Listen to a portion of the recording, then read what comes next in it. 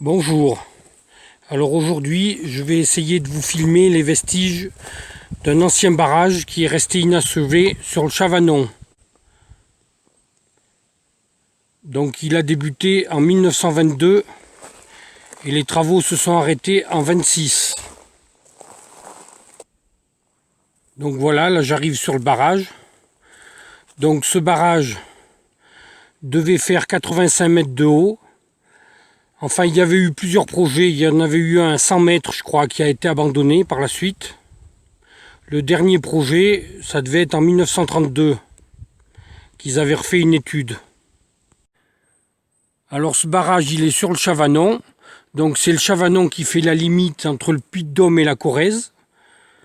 Donc les deux communes qui touchent de chaque côté, donc côté Puy-de-Dôme, c'est Bourg-Lastic. Et du côté Corrèze, c'est la commune de Fay. Donc la plupart des installations étaient sur la commune de Fay quand même. Hein. Il y a quelques vestiges de l'autre côté. De toute façon, on va aller voir tout ça. Hein. Alors ce barrage devait être fait en béton cyclopéen. Il montait ça couche par couche, marche par marche. Donc le béton cyclopéen, c'est un béton avec des très gros cailloux. Voilà, par rapport au couteau, la taille du caillou, il fait presque la taille du couteau. Donc ce barrage devait faire à la base 65 mètres d'épaisseur. Alors il était très épais pour tenir le poids de l'eau parce qu'en fait le barrage était rectiligne, il n'était pas incurvé celui-ci. Du fait des roches de chaque côté, ils n'avaient pas pu le faire incurver. Donc il fallait une masse plus importante pour tenir le poids de l'eau. Alors là, je suis à côté d'une espèce de petite vidange là qu'il y a en plein milieu. Donc voilà, on voit très bien les couches qu'il faisait là, petit à petit. Donc là-bas en face, dans l'eau, on voit deux rectangles en béton. Ça, c'était les socles pour une espèce de grue qu'il y avait au fond là. Donc ce chantier, il était alimenté par le plateau d'Iéliéjoux qui se trouve de ce côté, sur la rive droite du Chavanon. Il y avait une tyrolienne qui traversait au-dessus du barrage avec un pylône mobile de l'autre côté, du côté Bourg-Lastic là. Et côté de la Corrèze, le pylône était fixe. Alors l'ouvrage fait à peu près 8 à 10 mètres de haut tout de suite là. Donc on voit les tiges filetées qui servaient à fixer les planches pour les banches. Parce qu'à l'époque, ils n'avaient que des planches pour faire les banches.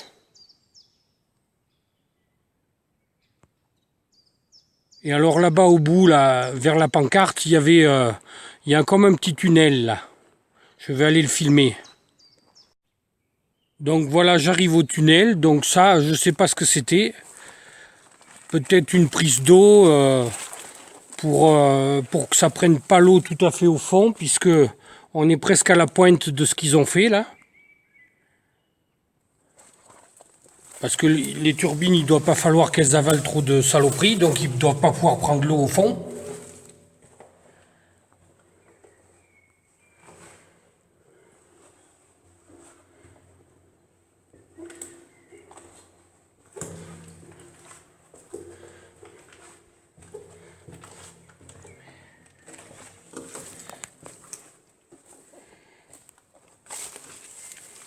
Donc voilà, je suis passé de l'autre côté.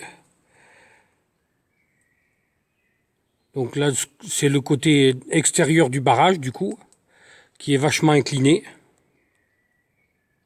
Donc là, quand on arrive au bout du tunnel, il y a comme une espèce de déversoir, là, qui va ressortir dans l'eau en bas, là. Alors une dizaine de mètres, quand on a eu traversé le tunnel et qu'on est de l'autre côté, là, du barrage, il y a un petit ouvrage, là. Donc ça, c'était certainement un genre de boîte électrique. Les fils devaient arriver là par les trous là et la boîte était là pour alimenter en électricité du temps du barrage, je pense. Alors là, 20-25 mètres en aval du barrage, au fond du Chavanon, là, il y a un gros radier en béton avec un ancrage, là. On dirait bien un reste de poulie. Alors, tant que je suis par là, aussi, je voulais dire que sous le tas de gravats, là, il y avait l'emplacement d'une grue pour monter le barrage, un derrick, là, comme ils appelaient. C'était la même grue qui avait aussi de l'autre côté du barrage. Alors là, je me trouve un petit peu plus bas que le barrage, qui est là-bas en face, donc en aval, dans le lit du Chavanon. Et il y a une espèce de construction, là, qui est un peu en biais, là. Alors une rangée de cailloux, de la terre et une autre rangée de cailloux. Voilà, vu d'en face, ce que ça donne.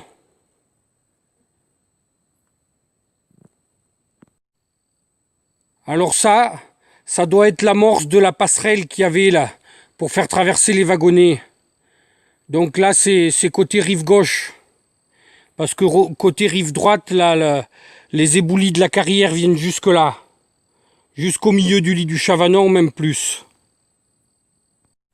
Alors ce barrage devait noyer environ 900 hectares. Et il devait avoir une capacité de 190 millions de mètres cubes d'eau. Alors c'est le seul ouvrage qui devait pas noyer beaucoup de maisons et d'habitations. Il noyait que le moulin de la Roche apparemment. Alors il était prévu 300 000 mètres cubes de béton pour faire cet ouvrage jusqu'à la pointe. Alors ce barrage, au départ, il était prévu pour électrifier la ligne Paris-Orléans et il était construit par GTM, les grands travaux de Marseille, à l'époque.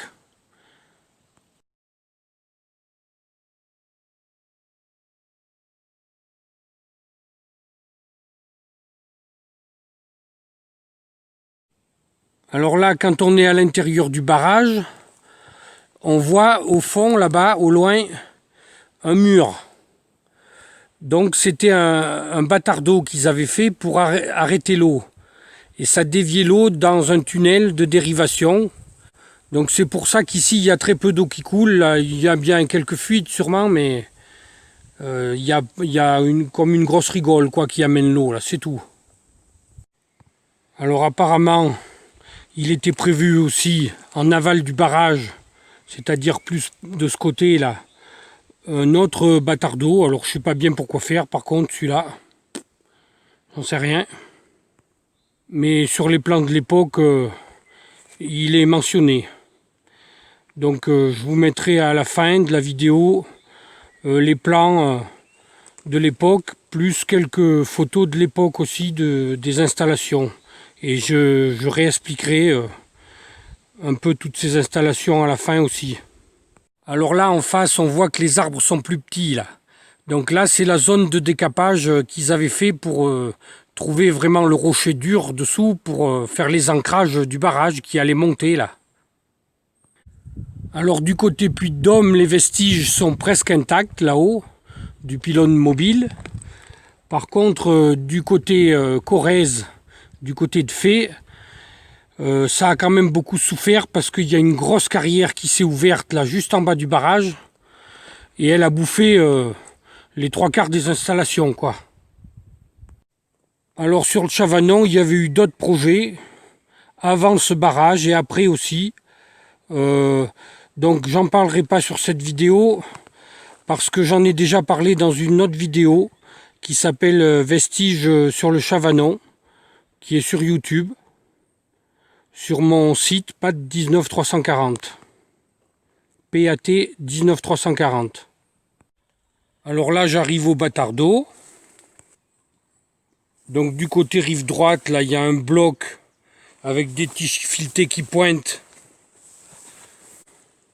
Donc je sais pas bien à quoi ça servait. Et le bâtard d'eau est là, lui. Donc là, on peut traverser. Ils ont mis des grilles pour pas qu'on s'échappe parce que c'est étroit. Donc ça fait une dizaine de mètres de haut à peu près.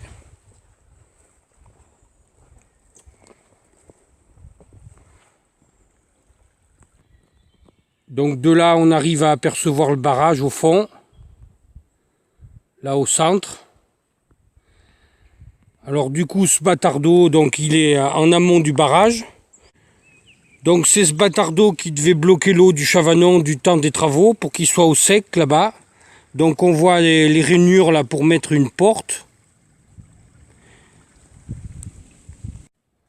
Alors le bâtard d'eau il est vide aujourd'hui. Parce qu'en fait ils ont bloqué l'eau un peu plus haut il y a 2 ans là. Ils ont fait un chemin qui descend. Et ils ont bloqué l'eau au bout de la méandre. Alors il est super bien conservé. Il est fait tout en maçonnerie, en pierre. Donc là je suis au dos du bâtard d'eau, donc côté où il arrêtait l'eau, il est vertical. Et côté aval, eh ben, il est en pente. Bien en pente là.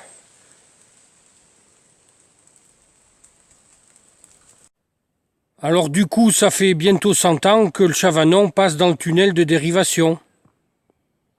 Alors en amont du barrage, sur chaque rive du Chavanon, ils avaient fait des grandes esplanades, là où il y avait des wagonnets qui circulaient, des wagonnets de chantier. Donc du coup, ils ont fait une esplanade qui fait le tour de ce rocher là. C'est le rocher des Anglais qu'on appelle, c'est lui qui fait la méandre du Chavanon là. Et alors le tunnel de dérivation est de l'autre côté de la méandre. On va aller voir ça. Alors ce rocher des Anglais a aussi servi de carrière pendant le chantier. Au bout de la méandre et sur la rive gauche, là, ils avaient fait une très grande plateforme qui va loin, là, plus loin dans les arbres, là-bas, je l'ai suivi. Alors je sais pas ce que c'est toutes ces grandes plateformes. Je pense que c'était du déchet, les déchets de décapage et tout ça, là, et de ce qui leur convenait pas, certainement. Il y en a une épaisseur à foison. Et alors là, dernièrement, donc il y a 2 ans, ils ont décapé un morceau, là, pour piocher dedans, là, pour boucher le lit du Chavanon, là. Alors du coup, là, je suis arrivé au bout de la méandre. Donc avant, le Chavanon coulait ici, où je suis. Donc tout à l'heure on était de ce côté, donc c'est bouché par les arbres, parce que ça fait quand même 100 ans qu'il ne coule plus là. Et alors là dernièrement, c'est ce que je disais, ils ont bloqué, fini de bloquer comme il faut, là, avec une espèce de chemin qui arrive jusqu'ici. Donc il arrivait par ce côté là. Alors là, là c'est pas le Chavanon qu'on voit, là c'est le ruisseau de Corne, qui se jetait à cet endroit là, dans le Chavanon. Donc du coup le ruisseau de Corne, à partir d'ici jusqu'au tunnel, et ben en fait il coule à contresens dans l'ancien lit du Chavanon. Alors quand on est au bout de la méandre aussi, il y a une espèce d'ancien pylône électrique là pour le jus qu'ils avaient amené jusqu'ici. Donc là je commence à me diriger vers le tunnel, donc de l'autre côté de la méandre, du côté où le Chavanon arrivait. Donc là il y a une très grande plateforme là qu'ils ont fait, qui s'en va vers le tunnel. Mais elle ne va pas jusqu'au tunnel quand même. Alors là encore une autre plateforme avant d'arriver au tunnel qui se trouve là-bas. Alors c'est inimaginable tout ce qu'ils ont pu remuer comme marchandises pour creuser tout ça, pour faire toutes ces plateformes dans ces rochers, dans ces côtes, dans les conditions de 1920 qui n'étaient pas celles d'aujourd'hui, pas de pelle mécanique, rien du tout. C'était la mine, le marteau-piqueur et la pelle et la pioche. Ils chargeaient sûrement tout ça à la main, là. Donc voilà, je suis arrivé à ce fameux tunnel de dérivation. Donc ce tunnel fait 300 mètres de long. Donc il a l'air d'être assez en pente, de ce que je peux voir. Ça descend assez fortement. Donc il passe carrément sous la montagne là. Et il ressort de l'autre côté, on ira voir tout à l'heure. Donc là il y avait des gros piliers en béton avec des grosses rainures à l'intérieur. Donc il y avait double rainure. Alors ça c'était pour mettre des portes. Alors je me suis reculé un peu parce que ça faisait beaucoup de bruit avec l'eau là. Alors ces portes, ils devaient les fermer bien sûr pour faire monter l'eau après pour que le barrage se remplisse. Et elles devaient servir aussi normalement pour la vidange du barrage. La vidange se faisait par le tunnel. théoriquement. Alors là, quand on est au tunnel, donc sur le côté, là, le Chavanon arrive, il se jette directement dans le tunnel. Et alors là, derrière moi, il y a le ruisseau de Corne qui arrive et qui se jette aussi là dans le tunnel. Voilà. Donc il arrive par l'ancien lit du Chavanon à contresens. Alors là, je suis monté sur un des deux piliers, on voit l'autre en face. Alors les hauts de piliers sont plats. Et la rainure, elle doit bien faire dans les 30 cm de large. Hein. Parce qu'il fallait bien que les portes soient solides pour tenir le poids de l'eau là. Hein. Et l'autre rainure est cachée par les branches là. Alors là, je suis passé sur l'autre pilier.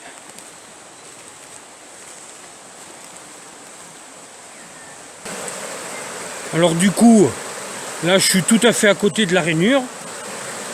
Et j'ai oublié mon mètre, mais apparemment elle ferait presque 40 cm de large. Alors quand on est en haut, là on voit très bien les deux rivières qui se rejoignent. Là. Le Chavanon à gauche et à droite le ruisseau de Corne. Alors là je me suis avancé un petit peu dans l'eau et on voit très bien le bout du tunnel là-bas à l'autre bout.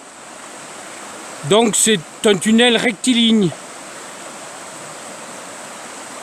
Alors là j'ai traversé le ruisseau de Corne, j'ai l'entrée du tunnel qui est dans mon dos. Et là ils ont refait une autre grande plateforme là. C'est bien eux qui l'ont fait puisque c'est de la pierre cassée. Alors là je me trouve au bord du Chavanon, à peu près 40-50 mètres en amont de l'entrée du tunnel de dérivation. Donc il y a deux radiers en béton avec des tiges filetées. Bon, ils sont sous les arbres là, les arbres sont tombés dessus. Mais on arrive à voir un peu quand même. Et l'autre radier est ici là. Alors là je suis au fond de la carrière. Donc je suis dans le lit du Chavanon, à la sortie du tunnel de dérivation, par là où passe le Chavanon actuellement.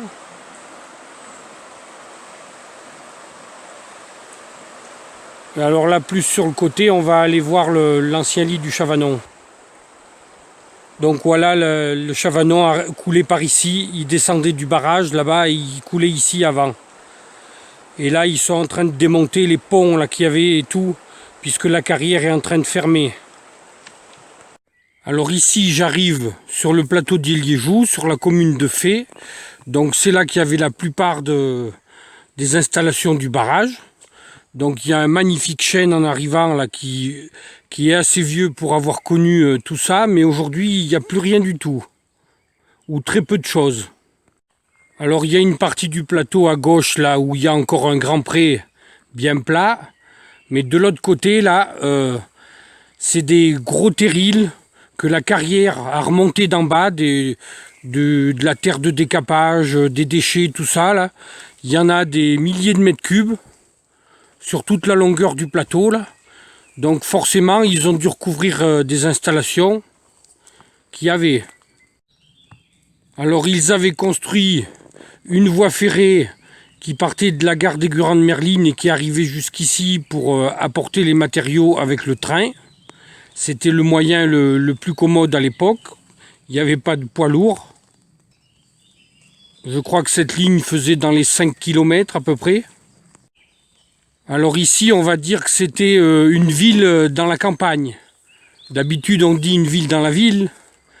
Donc il y avait un peu tous les corps de métier. Hein, la poste, les cuisines, de quoi faire dormir les ouvriers. Un peu tous les corps de métier pour réparer tout ce qui se servait pour le barrage. Enfin, il y avait de tout, quoi.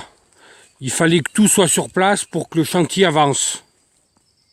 Alors bien sûr, à l'époque, il n'y avait pas l'eau de la ville. Et il leur fallait de l'eau, que ce soit pour faire les bétons ou pour la vie des ouvriers. Alors là, du coup, ils avaient mis une grosse pompe là-bas à côté du pont du Chavanon, qui pompait l'eau du Chavanon et ça l'a remonté dans des châteaux d'eau qui étaient par ici, là. Bon, je vais bien quand même filmer les maigres vestiges que j'ai pu trouver sur le plateau et sur le bord de la côte au bout du plateau. C'est là qu'il y en a le plus quand même. Alors ici, je me trouve sur le plateau d'Eliéjou. Donc il y a encore une ruine là qui subsiste. Je ne sais pas trop à quoi ça correspond. Là, il y aurait comme une cheminée en briques ou un pilier. Alors les ouvertures, comme là il y a une porte, les ouvertures étaient faites avec de la brique. Alors on m'a dit que ça serait peut-être l'emplacement des cuisines et de la poste qu'il y avait là. Alors c'était peut-être le seul bâtiment qu'il y avait en dur, c'est pour ça qu'il a perduré. Parce que les autres c'était tous des baraques en bois qu'ils ont démontés.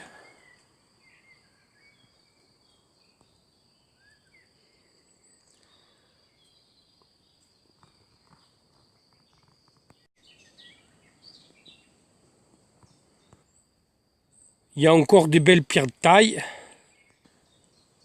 Là, on croirait un reste de marche d'escalier en béton. Alors là, je suis passé à l'intérieur de l'enceinte. Tout à l'heure, j'étais à l'extérieur. On voit des croix aussi qui étaient là pour renforcer le mur.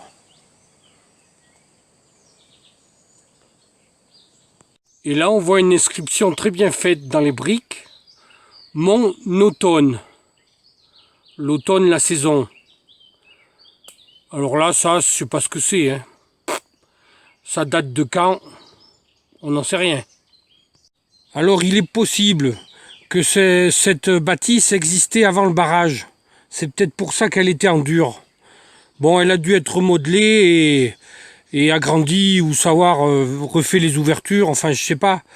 Alors moi, je dis ça parce qu'en fait, quand on regarde les cartes d'état-major de 1800 et quelques, on s'aperçoit qu'il y avait à cet endroit le domaine de Fargé. Donc ça devait être une ferme ou quelque chose comme ça. Donc si ça se trouve, c'est une grange étable ou alors une longère, enfin quelque chose qu'ils ont transformé.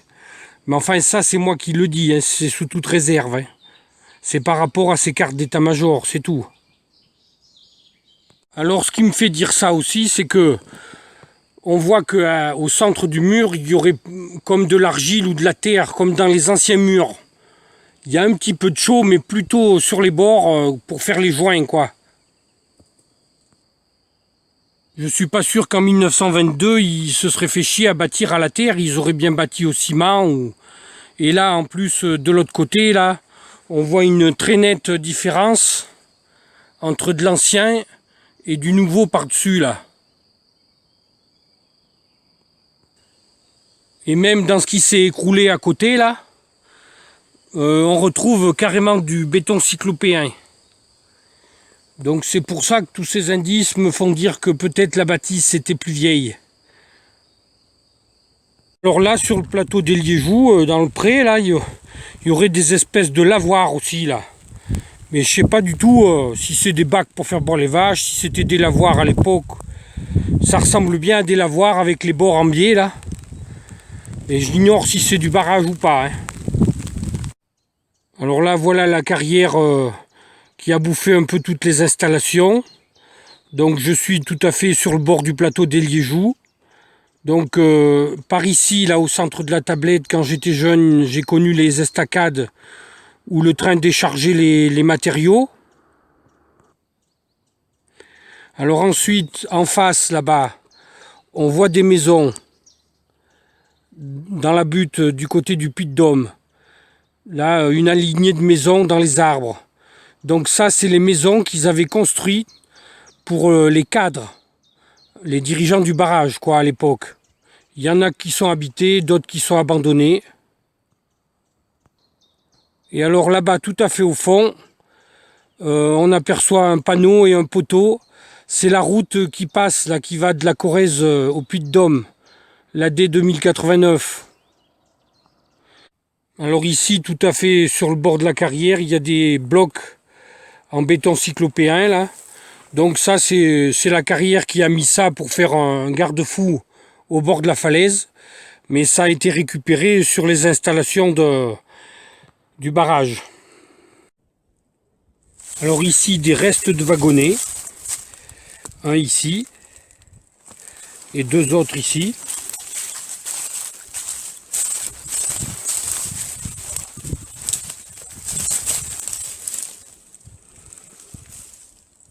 Donc ils sont bien malades, bien attaqués. Alors ce type de wagonnet, en fait, ils étaient pas sur des rails. Apparemment ils étaient suspendus et ils basculaient pour décharger quand ils arrivaient où il faut. Et il y avait d'autres wagonnets sur rails qui étaient partout sur des pistes dans toute la vallée. Même peut-être sur le plateau d'Iléjoux, je sais pas. Alors là, sur un chemin que la carrière a fait, ils ont découvert un tuyau qui était enterré à l'origine, là, un tuyau d'eau qui devait partir des châteaux d'eau en haut et qui descendait vers les installations. Donc on voit même la platine là qui faisait joint entre deux barres de tuyaux là. Alors ici, en dessous du plateau d'Iléjoux, quand on commence légèrement à descendre dans la côte, donc là il y a une espèce de gros réservoir, certainement pour tenir de l'eau, hein, qui est arrivé d'en haut. Je pense pas que c'était une source captée parce qu'elle coulerait encore aujourd'hui. C'était bien sûrement alimenté par les châteaux d'eau. Donc là on voit même la sortie du tuyau qui s'en allait sûrement vers dans la vallée là, qui descend, puisque cette vallée descend un peu en direction de l'entrée du tunnel là-bas. Alors en haut du bac aussi on voit le reste du tuyau qui a amené l'eau pour remplir le bac. Alors là j'arrive tout à fait au bout du plateau d'Iléjoux, juste avant que ça commence à descendre pas mal. Donc là il y a une dalle carrée en béton. Et dans mon dos il y a plusieurs radiers que je vais filmer là en pierre. Alors quand on commence à descendre, il y a une petite poutre là, puis une autre ici, qui sont pas tout à fait dans l'alignement du reste. Alors en descendant un peu plus, un radier là, puis derrière moi un autre, plus haut là, bâti en maçonnerie. Et après il y en a un troisième, qui se trouve ici là. Voilà. Alors ces radiers alignés, c'était pour accueillir un plan incliné, pour descendre des blocs. Alors comment ça marchait, je ne sais pas du tout. Hein. Et ensuite ça descend vers une fosse qui est en bas là, juste avant le bord de la côte, que je vais aller filmer. Alors là je me trouve près d'une fosse qui est bâtie en maçonnerie, qui fait à peu près 2 mètres de profond, qui était rectangulaire. Donc elle se trouve dans le prolongement de ce qu'on a vu là-haut, au bout du plateau, le prolongement des plots. Donc elle a failli être couverte par les gravats de la carrière. Ils arrivent jusque là. Alors du coup, après c'est la côte là. Et ça plonge vers le tunnel de dérivation là. Ça descend raide après. Donc je sais pas s'il y avait quelques machines ici là ou quoi. J'en sais rien. Donc est-ce que c'était pas une fosse des fois pour arrêter les blocs quand ils arrivaient là. Et après ils avaient fait une esplanade là, encore. Alors ici j'ai retrouvé un vestige d'anciennes poulies, là, des poulies creuses là pour accepter un câble. D'ailleurs il y a un bout de câble qui traîne, je ne sais pas si ça correspond à ça. Donc avec un énorme radier derrière en maçonnerie. Donc et ancré dans le sol aussi bien sûr. Et alors un peu plus loin là, un peu plus à l'avant, il y a encore un autre ancrage là, un autre radier là, un peu moins épais, avec un gros anneau d'amarrage là. Donc je sais pas du tout à quoi ça correspond, mais c'est du vestige du barrage, ça c'est sûr. Par contre. Donc voilà les poulies de plus près là. 2 poulies côte à côte. Alors ici il y a un autre gros radier rectangulaire. Donc un peu dans l'alignement entre les poulies et les bétonnières qui sont plus bas, que je vais aller filmer tout à l'heure là. Je vais aller le filmer un peu en haut aussi. Donc voilà, là je suis passé de l'autre côté là. Ça fait comme une espèce de muraille épaisse là, en béton. Et là sur le côté il y a même une espèce de tuyau d'eau qui pointe là. Alors là je suis au bord de la côte, du côté de Fay, toujours. Donc à peu près à la planque du barrage. Là il y a un très très gros bloc en béton devant moi. Avec un autre là-bas, plus loin. Donc juste en dessus d'où il y avait les bétonnières là. Qui sont juste derrière moi, là, que je vais aller filmer maintenant. Donc voilà, là j'arrive vers les bétonnières. Alors bon, quand vous verrez les photos à la fin de la vidéo, vous comprendrez mieux un peu les installations, là, parce que comme ça c'est un peu le brouillon, là, pour celui qui ne connaît pas. Alors voilà, là je pense que c'était l'emplacement où il y avait les bétonnières sur ces gros radiers, là. Il y en a un autre à gauche, là. Et là on voit bien le départ d'une goulotte, justement. Avec du béton séché encore dedans. Et alors là, juste derrière moi, là, il y a un gros trou, là, un mur vertical, là, profond. Donc là, sur le côté gauche, j'ai dit il y avait un autre bloc là-bas. Je vais aller le filmer. Donc voilà l'autre gros bloc à côté. C'est assez massif quand même. Et ici, voilà le mur vertical, là, qui est juste devant. Alors par là autour, il y a plein d'autres radiers là, en béton un peu partout. Ça devait être des ancrages pour tous ces câbles et toutes ces mécaniques là. Donc là, 5-6 mètres plus loin, il y a un autre bloc ici. Il y en a un autre là-haut, qu'on voit au centre là. Il y en a un troisième très gros là, juste un peu plus loin ici là.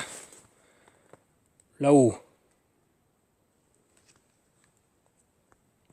Voilà, je me suis approché un peu plus de ce bloc qu'on voyait de loin là. Alors je sais pas à quoi il servait non plus. Alors là je suis descendu en bas des bétonnières, en bas de ce grand mur vertical. Enfin il est un tout petit peu en pente quand même. Alors il a l'air d'être maçonné tout en pierre. Et alors dans le milieu, en haut là, il y a une échancrure qui servait à faire passer une goulotte pour descendre le béton vers la tour à béton qu'ils appelaient, pour remplir les ascenseurs. Alors cette tour à béton se trouvait 6-7 mètres derrière moi, là, plus de ce côté là. Alors voilà les restes de la fameuse tour à béton qui est un tout petit peu plus bas que le mur là. Donc le socle qui était pour l'ancrer. Donc elle était aussi appelée tour des Anglais à cause du château qu'il y avait sur ce rocher qu'on appelait le château des Anglais ou le château de Chavanon. Alors cette tour faisait 45 mètres de haut et elle avait des ascenseurs à béton.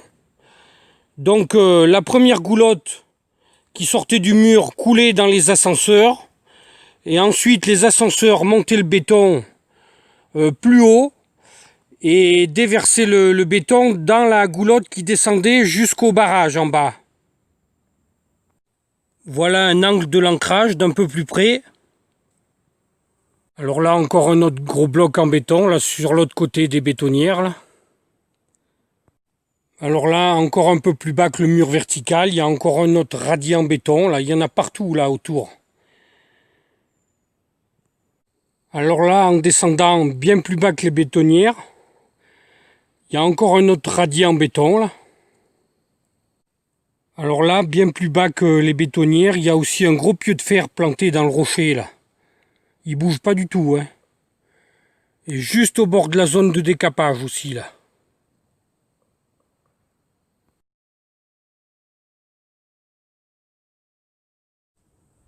Alors le pylône fixe, il n'y a aucun vestige. Je pense qu'il était à peu près par ici, mais là on se retrouve sur un gros tas de terrils de la carrière. Donc on ne peut pas trouver de vestiges de ce pylône. Alors là, je me trouve tout à fait à gauche du plateau des Liégeoux, sur le bord de la côte. Je dirais à peu près 200-250 mètres, voire 300 mètres des autres installations qu'il y avait. Et là, il y a un bâtiment complètement enterré, entouré de gros relèvements de terre de chaque côté. Alors cette espèce de bâtiment était fait en moellons, qu'on appelle, je crois, des moellons mâche-fer. Donc c'est des moellons pleins de l'époque.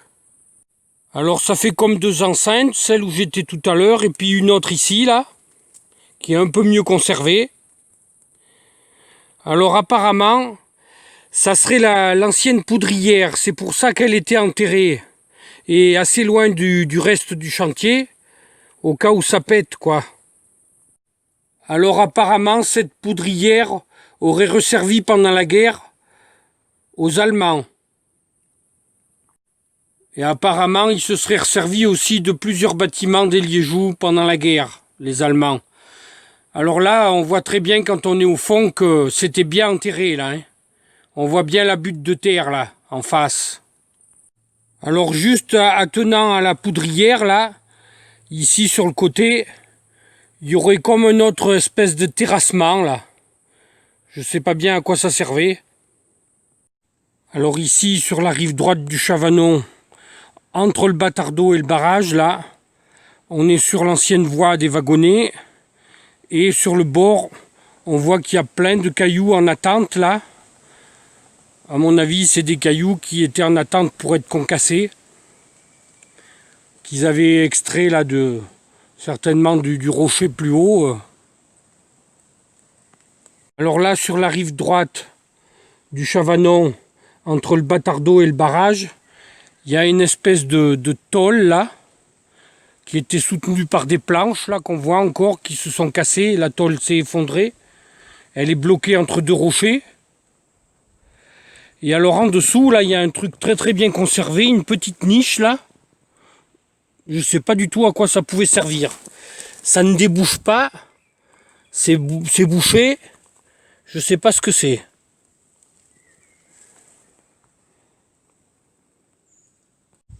Donc là, je suis en face du barrage. Côté rive droite, je suis au bout du petit chemin, là où il y avait la petite voie ferrée pour les wagonnets.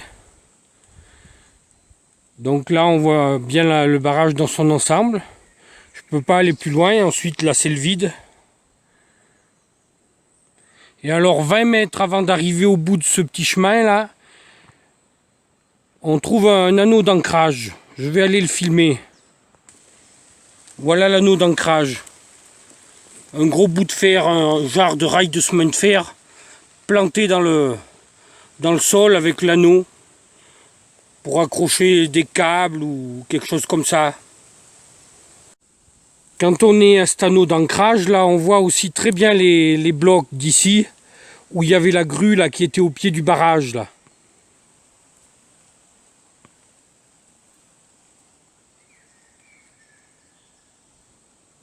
Alors un petit peu plus haut dans la côte, là tout à l'heure j'étais juste en bas, là, sur un autre chemin là, de wagonnets qui a plus haut, il y a eu un reste de cuve là. Je ne sais pas ce que c'était. Est-ce que c'était un réservoir à eau aussi? Je ne sais pas. Tout riveté. Ça date bien sûrement du barrage aussi. Et juste à côté, il y a 3 anneaux d'amarrage encore là. Alors voilà le premier anneau d'amarrage. Comme celui d'en bas là, un rail de chemin de fer planté dans le sol avec l'anneau. Voilà le deuxième qui est juste à côté de la cuve. Et voilà le troisième. Alors une vingtaine de mètres en montant la côte plus haut que le réservoir métallique, encore un autre anneau d'amarrage. Alors toujours en montant plus dans la côte, un autre anneau encore, juste à côté d'un gros bloc en béton là. Voilà ce gros bloc en béton d'un peu plus près. Alors là, je sais pas ce que c'était. Alors toujours en montant plus haut dans la côte, donc on n'est pas loin du plateau des Liégeoux, on est presque en haut là.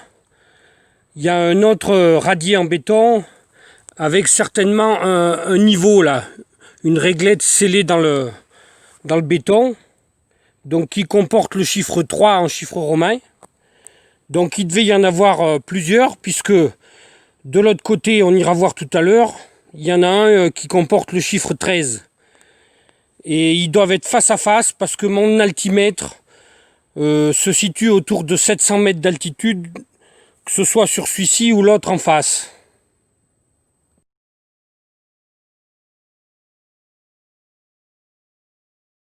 Alors ici, rive gauche, entre le Batardeau et le barrage, je suis sur le chemin ferré des petits wagonnets.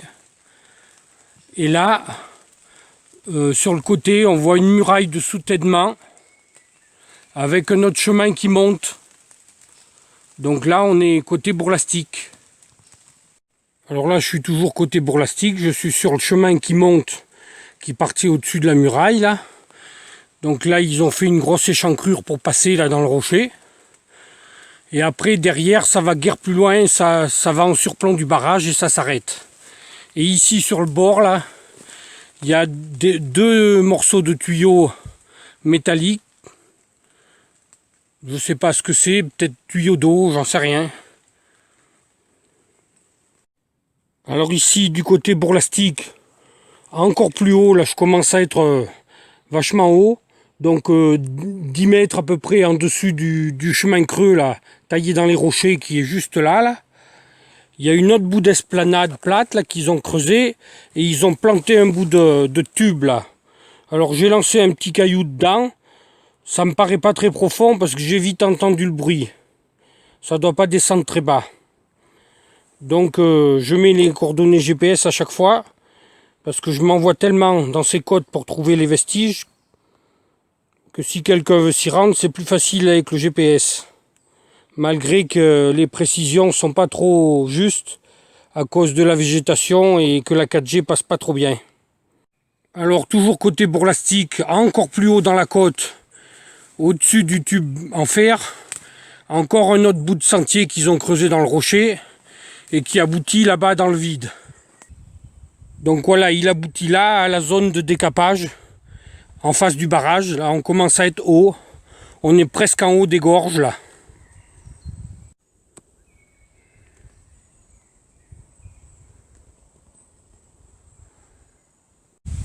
Alors là, je suis toujours côté Bourlastique, un tout petit peu plus haut que le dernier endroit où on était, là qu'on aperçoit là, l'échancrure dans le rocher.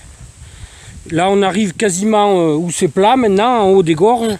Et il y a un radier en béton là, avec le chiffre 13 en chiffre romain, et une réglette là, qui est scellée dedans, bien pointue. Donc ça, c'est certainement un espèce de niveau. Ça se trouve, c'est le niveau final du barrage, puisqu'on arrive à la pointe des gorges. Je sais pas. Alors là, je me trouve dans la fin de zone, dans la tranchée qu'ils avaient fait pour décaper la terre végétale, pour couler le béton. Donc j'arrive au bout, là. Et là-haut, plus haut, là, il y a après, il y a les installations du pylône mobile qu'on va aller voir maintenant. Alors toujours côté Bourlastique, là un gros bloc en béton avec des tiges filetées. Donc là on est en haut des gorges, hein, c'est à peu près plat là. Alors là je suis toujours côté Bourlastique, à la pointe, là où il y avait le pylône mobile. Donc il y a une muraille triangulaire faite en béton cyclopéen, donc qui est assez longue.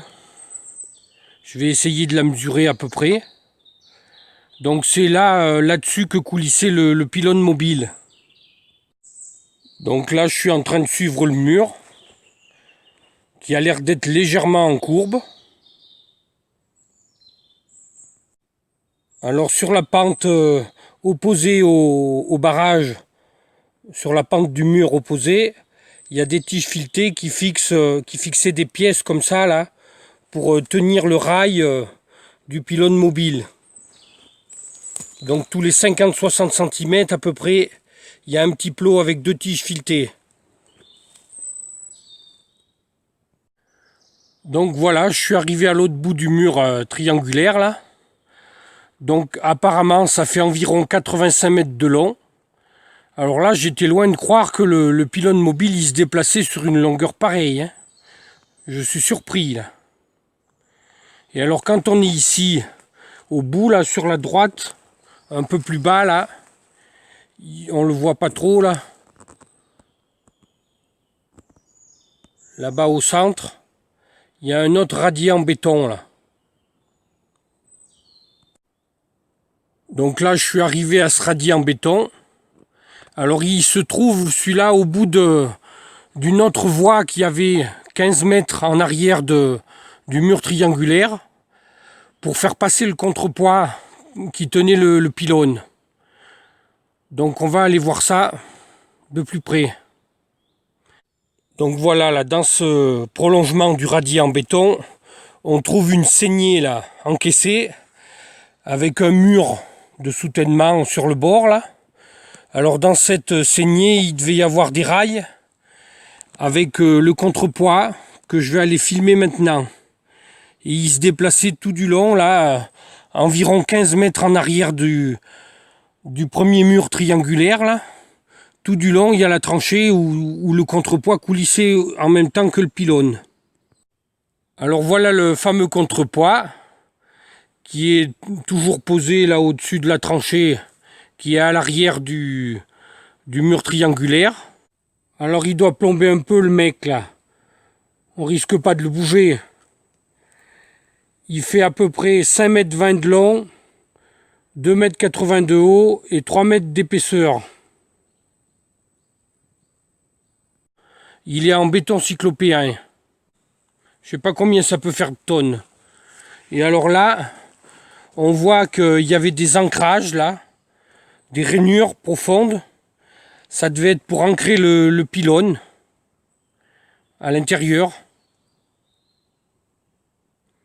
Donc il coulissait sur des rails qui se trouvaient dessous là, dans cette fameuse tranchée là où je suis descendu là. Alors là je suis passé à l'arrière du contrepoids et on voit encore très bien la petite échelle là qu'ils avaient fait pour monter dessus. Des bouts de fer scellés dans le béton directement. Et alors juste à côté de l'échelle, il y a encore des restes de planches. Et ben c'était du bois qui était bon, hein. Il a quasiment 100 ans.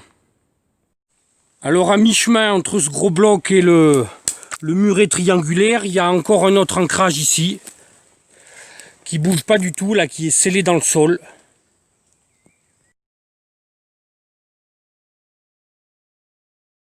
Alors là, je me trouve à l'entrée du village de Verrières, sur la commune de Fay. Donc c'est ici que la voie ferrée arrivait, là, et qu'elle prenait la direction d'Eliéjoux, là. Et il reste un petit bout de quai, là, encore, là, qui... Je sais pas à quoi il servait à cet endroit, là, mais bon, c'était bien pour charger ou décharger quelque chose du train, certainement. Alors au sujet de cette voie ferrée qui partait de Merline et qui arrivait jusque sur le chantier du barrage, au Liégeoux. Donc je vous invite à aller sur internet, regarder cette plaquette qui est très bien faite et qui explique tout sur cette ligne de chemin de fer. Donc il faut taper ce qu'il y a sur le bandeau en haut là, pour y trouver. Alors là, je me trouve près de la mairie de Fay, à une 50aine de mètres. Et là, je vous filme cette petite cabane parce qu'en fait, c'est une rescapée des cabanes de chantier qu'il y avait pour le barrage, qui a été démontée et remontée ici. Parce que dans le temps, ils faisaient rien perdre. Ils gaspillaient pas comme aujourd'hui. Alors maintenant, je vais vous mettre une série de documents qu'un voisin m'a fait passer, qu'il a réussi à récupérer. Donc c'était le projet, le dernier, de 1932. Et ensuite, une petite série de photos de l'époque, avec les installations.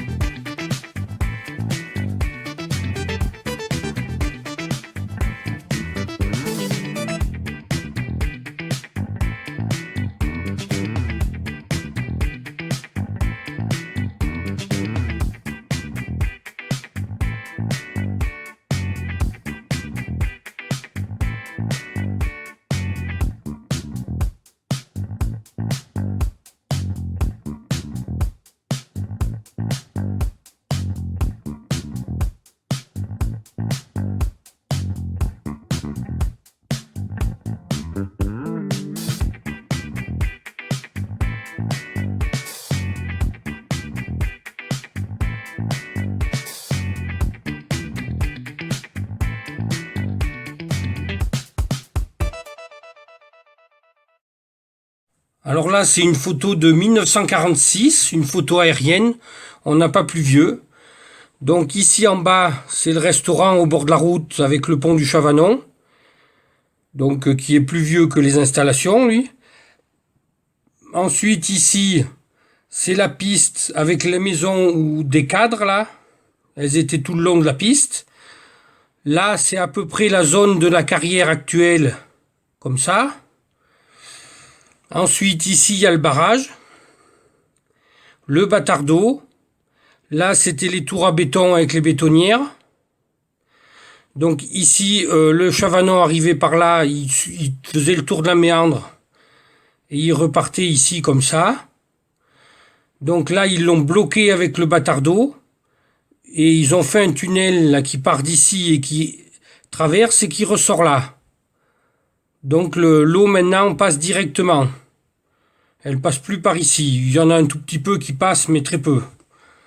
Alors vers là, il devait y avoir le pylône mobile, il devait être par ici, là. Du côté Puy-de-Dôme, là. Donc on est. Et ici, c'est le plateau des Liégeoux qu'on appelle. Donc c'est tous les baraquements, là, qu'ils avaient besoin pour un peu tous les corps de métier, quoi. Pour les ouvriers, tout ça, les loger, tout, les nourrir. Alors là, je vais essayer de vous replacer par rapport au plan qu'on a, un peu les bâtiments, à quoi ils correspondaient. Alors ici, tout à fait à droite, c'était les compresseurs, les bétonnières qu'on a déjà vus. Là, le grand bâtiment, c'était le stockage de ciment. Là, c'était des bureaux. Là, c'était le moteur thermique diesel avec la génératrice, le transformateur à côté. Ensuite, ici, encore des bureaux. Le magasin. Donc, cette zone, c'était où il y avait toutes les voies ferrées, la gare. Ensuite, là, c'était les châteaux d'eau. Là, c'était l'atelier mécanique. Là, c'était l'atelier bois. Là, c'était un garage. Ici, c'était des dortoirs. Ici, c'était des cantines. Ici, c'était l'abattoir. Alors ici, il y avait l'infirmerie avec la morgue à côté. C'était pas bon signe quand on allait à l'infirmerie. Alors ici, c'était les pompes pour remonter l'eau dans les châteaux d'eau. Ensuite, cette zone-là de bâtiment, on n'a pas les légendes, donc on ne sait pas ce que c'est. Ici, donc, c'était la fameuse maison en dur que j'ai filmée dans la vidéo. Donc, c'était bien une ferme, apparemment. Ça serait l'ancienne ferme Gagnère. Ils ont dû être expropriés. Alors, cette maison en dur servait de poste et de cuisine, apparemment. Alors après, pour ce qui est des installations, donc le train déchargé par ici, là, dans les estacades. Donc il y avait les petits wagonnets suspendus sur des rails qui allaient prendre les agrégats pour faire le béton directement sous les estacades qui allaient tout droit aux bétonnières. Et ensuite, il y avait une autre ligne de wagonnets suspendus qui prenait le ciment au bâtiment et qui allait tout droit aux bétonnières aussi. Alors le plan incliné partait de par ici, il descendait jusque par ici, là. Donc le train devait décharger les blocs dessus et après il les descendait là. Là, ils avaient fait une esplanade, donc arrondie, qui allait jusque vers le pylône fixe. Et après, du pylône fixe, ça devait être repris par la grue à câble qui traversait et pour les descendre en bas. Alors là, j'ai dézoomé un peu pour vous montrer où était la poudrière. Elle était ici. Et il y a un petit sentier qui remonte jusqu'au baraquement. Et il semble qu'il y en a un autre qui va au barrage. Donc on voit bien qu'elle était quand même assez loin du reste. Donc voilà la photo d'aujourd'hui. Donc ici le restaurant avec le pont du Chavanon. Alors tout ce qui est en blanc là, c'est tout la carrière. Elle en a grignoté vachement. Le barrage. Le bâtard d'eau ici. Et après, plus aucun vestige visible sur le plateau des Liégeoux là. Plus rien. Alors si vous voulez regarder où ça se situe par rapport aux coordonnées GPS que je mets, il faut aller sur ce site, la Géoportail. C'est super, on peut mettre plusieurs couches. Et quand on tape les coordonnées, ça met un petit point jaune pile à l'endroit de la coordonnée. Ici sur cette carte postale, on voit des baraquements ici au bord de la route. D'autres ici. Le barrage se trouve par là vers la courbe du Chavanon. Alors ce restaurant existait bien avant le barrage. Hein. Il est vieux, je sais pas de quand il date. Il est encore ouvert aujourd'hui. Et alors cette baraque, c'est là où il y avait les pompes certainement. Ça, qui pompait l'eau dans le Chavanon. On voit le départ du tuyau, je pense là. Et qui remontait l'eau sur le plateau des Liégeoux en haut. Qui se trouve par ici. Alors cette photo doit être un petit peu plus récente, mais on voit mieux presque le tuyau là qui part dans le restaurant. Alors là, on voit bien les maisons des cadres qui étaient là. Voilà. Et on voit aussi là-haut la tour à béton qui dépasse encore. Ça devait pas être encore démonté à l'époque de la photo là. Alors ici sur cette photo, toujours le restaurant, le Chavanon, donc la cabane avec les pompes, et là on voit le tuyau qui montait ici par la côte. Enfin, je pense qu'il était enterré. Hein. Et ici, on semblerait voir des wagonnets là. Alors celle-ci, le restaurant est au fond, donc le pont est par ici, donc les baraquements le long de la route. Et là, c'est le départ du chemin qui allait vers les maisons des cadres. Alors sur celle-ci, donc on est dans l'autre sens par rapport à tout à l'heure. Donc là, le restaurant. Ici, bon ben c'est toujours les baraques le long de la route. Et là, on devine les petits voies des wagonnets. Là, ici, on va vers le barrage. Alors sur celle-ci, ben c'est marqué en haut, hein, emplacement du barrage. Donc je pense que le barrage, il est par ici. Actuellement, là où la vallée est étroite, parce qu'ici c'était trop large. Ils avaient fait un petit pont, là il n'existe plus. Et on voit une rangée de wagonnets ici. Donc sur celle-ci, donc l'emplacement du barrage, là ils avaient commencé à décaper le terrain pour mettre le rocher à nu. Il y a une ou deux baraques. Et là la tour à béton, avec les bétonnières derrière, et le pylône fixe, et le pylône mobile de l'autre côté de la vallée. Donc sur celle-ci, l'emplacement du barrage qui est décapé, avec une grue qui dépasse, des wagonnets en bas, une petite, je sais pas ce que c'était, une petite cabane aussi là. Donc là toujours pareil, hein, l'emplacement du barrage ici, avec les grues là, c'est les vues d'ensemble des terrassements, c'est marqué. Donc le bâtard d'eau se situe plus derrière là, un peu plus loin là, par ici là. Donc là on voit très bien la grue qui était au pied du barrage. Le barrage se trouve là devant. Donc elle était fixée sur une dalle là qu'on voit toujours aujourd'hui. Là on voit la voie des wagonnets qui descendait. Là une rangée de wagonnets aussi. Et là on aperçoit le bâtard d'eau qui est ici. Alors ici, donc là, c'est le pylône mobile du côté bourlastique, avec le câble qui traverse l'autre pylône qui est par là-haut. Non, ici, là.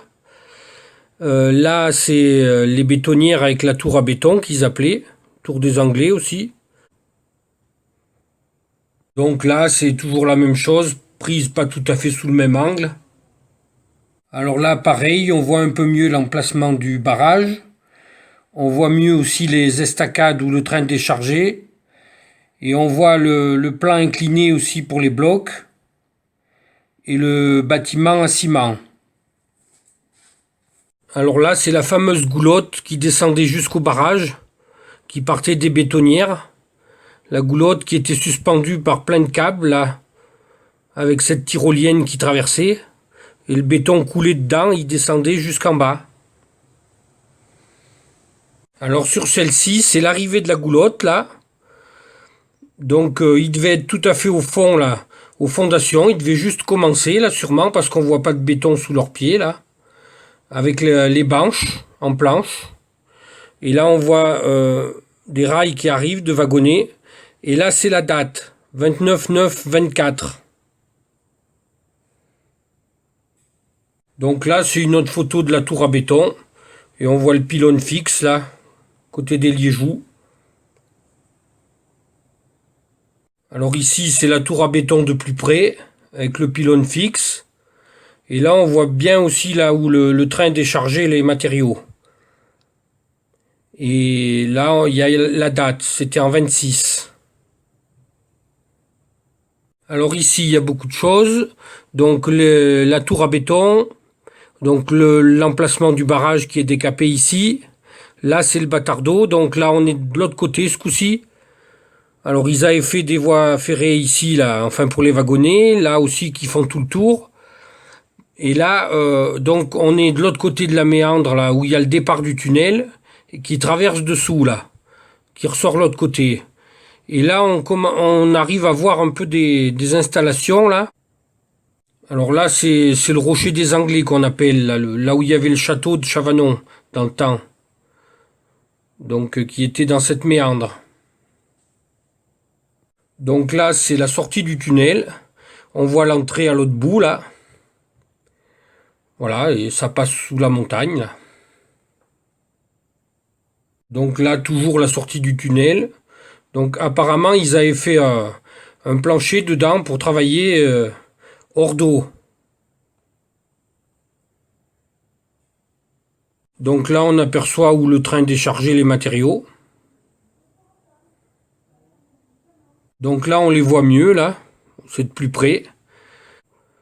Donc le train était en haut à la pointe, là. Et il vidait par le côté, il avait des trappes. Ça coulait, là. C'était des espèces de réservoirs en béton, moi. Je les ai connus quand j'étais jeune, encore. Maintenant, la carrière les a bouffés. Un autre réservoir ici en béton. Et il devait récupérer par des trappes là-dessous, dans les wagonnets.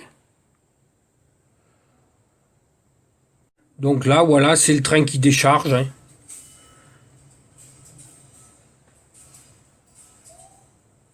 Là, voilà les fameux châteaux d'eau qui avaient l'air d'être entièrement en bois. Donc, l'eau du Chavanon qui remontait par les pompes. Et ici, ça devait être la poste, là, puisqu'il le marque en haut, là. Château d'eau et la poste. Alors là, c'est la baraque des célibataires. Donc apparemment, ça serait une baraque où ils se retrouvaient un peu pour faire la fête, danser. Alors maintenant, je vais vous faire passer une autre série de photos. Donc ça, c'est des photos qui ont été prises tout au long du chantier. Donc on a les dates à laquelle elles ont été prises. Tandis qu'avant, c'était une série de cartes postales. Donc là, bien sûr, c'est le train qui décharge dans les estacades. Et on voit bien la locomotive, là, au premier plan. Voici la première photo connue du chantier du barrage du Chavanon.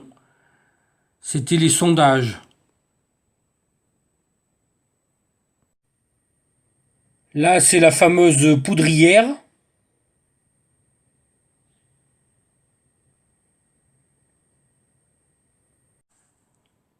Alors ça, c'est une photo de la Dordogne. Alors pourquoi la Dordogne?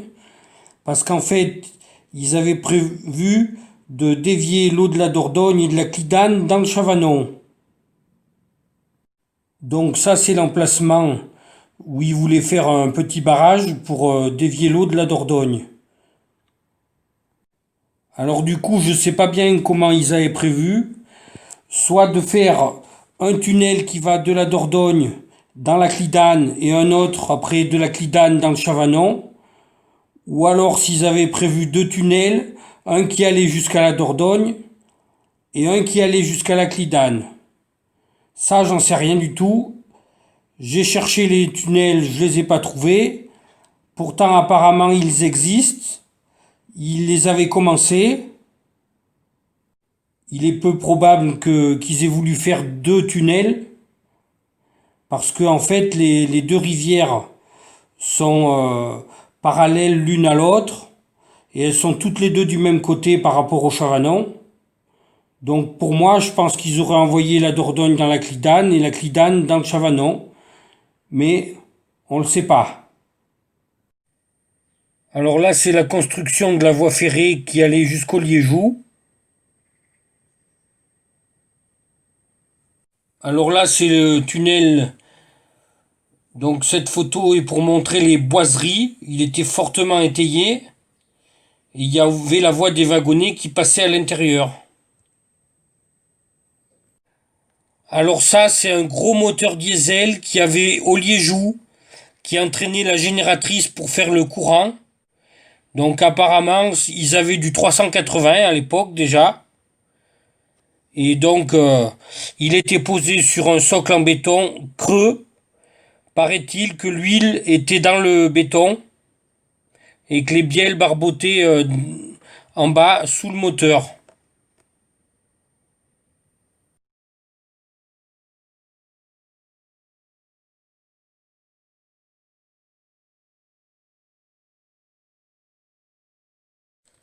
Alors là, c'est le tableau électrique général qui commandait tout le système. Donc on voit les disjoncteurs là, les poignées qu'on baissait à l'époque. Alors là, c'est une photo du tunnel la veille de la mise en eau. Et il y a deux bonhommes là, donc c'était des cadres qui inspectaient avant la mise en eau. Donc voilà l'entrée du tunnel côté amont, la veille de la mise en eau. Et la bouche là était légèrement en entonnoir. Et là on voit bien les deux gros radiers avec les rainures pour mettre les portes par la suite. Alors là, cette photo est prise depuis l'intérieur du tunnel. Donc là, c'est le côté amont. Et ils sont en train de mettre en eau le tunnel, d'enlever le cordon d'argile qu'ils avaient fait pour bloquer l'eau. Alors ici, ils venaient juste de terminer le bâtard d'eau en amont. Et on voit un peu le rocher des Anglais là sur le côté.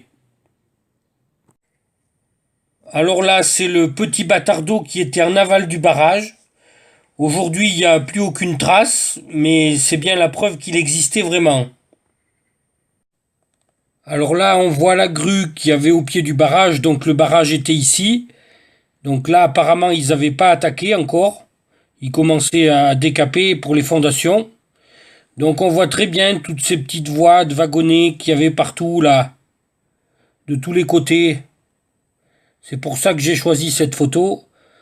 Et la cabane, ça devait être le moteur qui actionnait la grue là. Alors là, c'est la zone de décapage du barrage, dans la pente. Et on voit les hommes là qui sont dans la pente en train de faire descendre les gravats, les cailloux, sans protection, sans rien.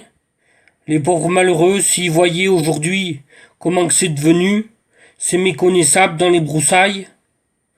Ils y ont tant travaillé pourtant. Donc là, j'ai dézoomé. Et c'est du côté bourlastique.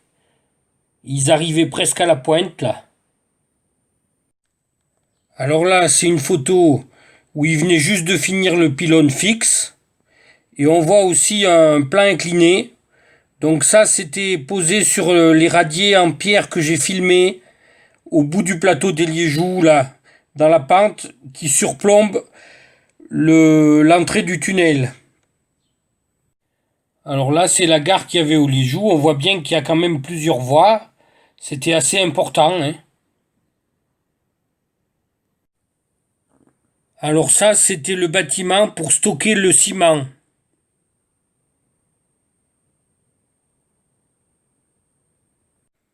Alors là, ils étaient en train de monter les bétonnières. Donc les deux cuves sont ici posées par terre, en attente d'être montées. Alors là, les bétonnières étaient en place, les deux cuves là. Au-dessus, il y avait des doseurs à béton qui envoyaient dans les entonnoirs qu'on voit ici là, juste la bonne quantité qu'il fallait. Alors ici, c'est la photo du pylône mobile avec le chariot sur les câbles là. Donc il y a le contrepoids à l'arrière et ici devant le rail sur le muret en pente. Et alors là, la cabane devait se déplacer en même temps que le pylône. Ça devait être la cabane qui abritait le moteur pour faire déplacer tout ça. Alors là, c'était le système d'entraînement des wagonnets suspendus. Donc on voit la poulie là qui tournait avec un câble certainement. Le rail d'un côté qui repart de l'autre. Et là, on voit un wagonnet là. Donc c'est ces wagonnets-là que j'ai filmés tout à l'heure, qui étaient dans les broussailles là.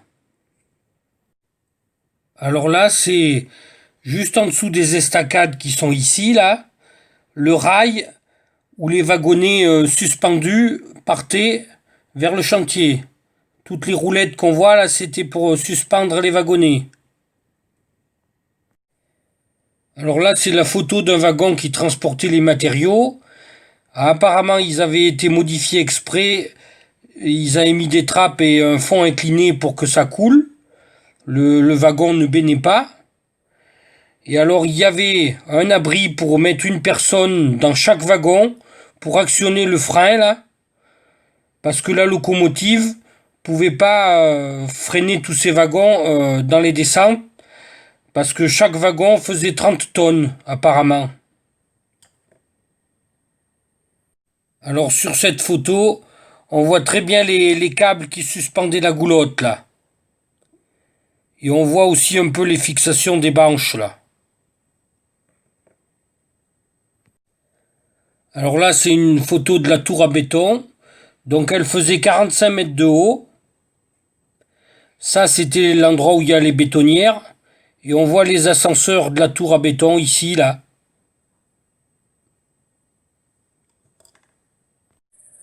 Alors voilà une photo pour comprendre un peu le système des tours à béton. Donc en haut, c'était les bétonnières. Elles crachaient dans la première goulotte là, qui passe dans l'échancrure du mur pour aller dans l'ascenseur. Ensuite, ça montait, il y en avait un autre de l'autre côté. Ça montait dans la tour à béton. Et ensuite, ça coulait dans la goulotte qui part vers le barrage. Alors voici une photo de l'accident. Donc on voit bien que la goulotte est cassée. Les morceaux qui sont tombés là, ici. Donc ça c'était le 13 décembre 1925. Donc ça s'était dit que le chantier s'était arrêté à cause de l'accident. Mais apparemment il aurait repris. Donc voici une photo du 5 janvier 1926. Donc déjà on voit bien les banches là. Et on voit aussi qu'ils ont bien réparé la goulotte. Elle est en place pour le bétonnage. On voit même une personne qui est dans la goulotte là. Donc je suis pas sûr que l'accident ce soit la cause de l'arrêt du chantier. Ça a dû les freiner un peu, mais sur les autres barrages, il y a eu plus de morts que ça et finalement, ils les ont fait quand même. Hein. Donc voilà la dernière photo connue du barrage, du chantier, le 5 janvier 26. Alors pourquoi il s'était arrêté, on ne sait pas trop. Il s'était parlé du débit de l'eau, qui était trop faible après d'autres calculs. Il s'était parlé aussi qu'ils avaient peur d'avoir trop d'électricité dans la région, alors qu'il en faut toujours de plus en plus. On ne sait pas bien ce qu'il y a eu là. En tout cas, quand on zoome sur la dernière photo du 5 janvier 26, on voit très bien que les gars sont en train de marcher dans le béton frais. Donc c'est bien la preuve que le chantier avait repris. Donc c'est pas l'accident la cause de l'arrêt. Je crois pas. Dire qu'aujourd'hui il y a un projet de détruire le bâtard d'eau et de faire une brèche dans le barrage et de boucher le tunnel pour soi-disant faire recouler le Chavanon dans son lit naturel d'origine, parce que soi-disant que c'est pas adapté à la nature. Pourtant, quand on regarde autour de nous, là, on voit très bien que la nature s'est réadaptée. Hein, même trop. C'est tout bouché les cours d'eau, là. Tellement ça a poussé les broussailles. En 100 ans, elle a eu le temps de se réadapter. On entend les oiseaux qui chantent et tout ce qu'on veut. Il faut pas croire, mais la nature, elle a horreur du vide. Elle se réadapte toujours, toute seule. C'est l'homme qui a du mal à s'adapter au changement. Beaucoup plus que la nature. Sans parler de l'aspect financier. Apparemment, il parlerait de 7 à 800 000 euros. Voire il s'était même parlé d'1 million d'euros qu'on va engloutir là pour rien. Alors qu'aujourd'hui, on a de plus en plus de sécheresse. Ça pourrait faire un petit réservoir d'eau pour les agriculteurs ou alors des fois peut-être pour éteindre les incendies. Alors il paraît aussi qu'il n'y avait pas assez de débit soi-disant qu'ils s'étaient trompés à l'époque. Mais bon, aujourd'hui, ils arriveraient à faire quelque chose parce qu'il y a des nouveaux moyens de production d'électricité qui consomment moins d'eau. Oh, ça ferait pas du courant à foison, mais ça se rajouterait toujours au reste. On en a de plus en plus besoin. Et en plus de casser ça, c'est de ne pas respecter tous ceux qui ont versé des litres de sueur pour construire tout ça. Et en plus, il y a eu des morts. 7 à ma connaissance. De casser tout ça, c'est de ne pas les respecter du tout. C'est que dis donc, si c'était les Gaulois ou les Romains qui aient construit ça, ou l'homme préhistorique, alors là, oui, ça serait préservé, attention. Faudrait surtout pas y toucher. Ça serait même entretenu. Mais là, forcément, 100 ans, c'est pas assez vieux, évidemment. Pourtant, si on laisse pas vieillir ce qu'on a construit, nous, dans 1000 ans ou 2000 ans, eh ben, ils auront rien à se mettre sous la dent, les archéologues. Pareil, si c'était les rois de France qui avaient ordonné de faire ça, là aussi, ça serait préservé, tiens. Hein? Parce que Versailles, le château de Versailles, hein, il est construit sur des marais qu'ils ont asséchés. Et là, on ne parle pas de remettre les marais en place, là, hein, que je sache. Alors la petite commune de Fay s'est battue pour essayer d'arrêter ce projet de destruction. Apparemment, ça a l'air de se calmer un peu, mais ça va durer combien de temps? Alors derrière cette destruction, il y a aussi une histoire avec EDF qui doit se mettre en conformité par rapport à l'environnement. Donc bien sûr, les normes continuent à tout détruire, là, comme d'habitude. Alors voilà, sur le chemin qu'ils ont fait il y a 2 ans seulement, la nature reprend très bien ses droits. Hein. Regardez, ça se bouche. Il y a même des belles fleurs, là, des digitales. Donc voilà, c'est la fin de la visite. J'ai peut-être pas trop oublié de choses, je sais pas. En tout cas, merci à tous ceux qui m'ont donné plein de renseignements et de photos pour pouvoir réaliser cette vidéo.